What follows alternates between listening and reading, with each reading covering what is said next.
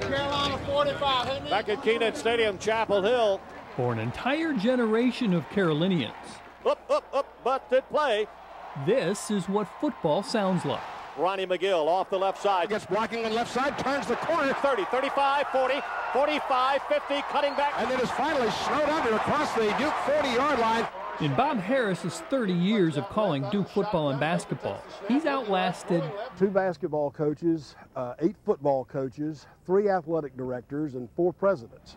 Woody Durham's 35 years of calling Carolina games are something of a surprise even to him. When I got the opportunity to start doing the Carolina games in 1971, doing play-by-play on the radio was not even on my radar. I was a television guy. But long before that, in a textile town of 12,000 in Stanley County, Woody Durham was the guy on the field. He played guard on Albemarle High School's undefeated football team in 1957 and began to see his future.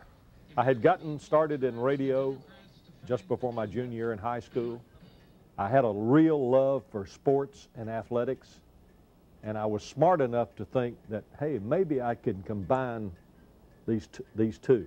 These boys that played for me back then are just like my own children. Toby Webb wasn't so much coaching football at Albemarle High School There's Woodrow. as he was teaching life. Those 2 boys were just terrifically fine young men, and they worked hard. This just wasn't thrust upon them. They have earned every bit of it. That's right, he said 2 boys. While Woody played guard, Woody Durham was on top of him. His feet flipped out from under him, and Woody Durham was right on that and ate it. Bobby Harris was on the sidelines too as team manager. When I was a sophomore in 1957, I was 5'9" and 119 pounds, believe it or not. When Harris graduated from Albemarle a year after Woody, he appeared to be going in a different direction. Harris earned a scholarship to NC State from his father's textile company. After 2 years, I realized that, and 4 summers working in the plant itself there in Albemarle, that I was never going to change the textile industry to make it better for the workers. Their idyllic years of youth in Albemarle faded like so much of the town, but both men took the sense of community they learned there to their job of giving voice to their schools. Well, they can't penalize them anymore. How do you split 3 inches? Well, I guess you just move it from 6 inches to 3 inches. Okay, 1.5 inches.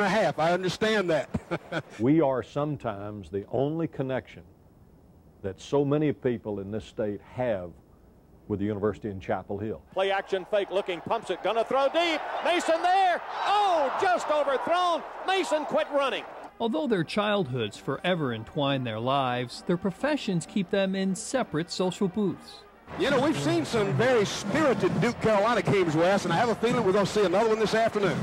Bob and I have a great deal of respect for each other, but I think the competitive nature of the 2 schools with whom we're associated keeps us from being close boyhood friends. I guess we gravitate toward the center of our universe, and for me it's Duke, and for him it's Carolina. Now going to run the quarterback draw, bounces it. Each is a reflection of the school whose games he calls and of the schools he passed through. And Brown and Davis were really putting the pressure on Matt Baker. Their old coach knows they belong to something bigger than their hometown. They're just part of the Duke Carolina scenery. And each of the men knows that he has been kissed by fortune.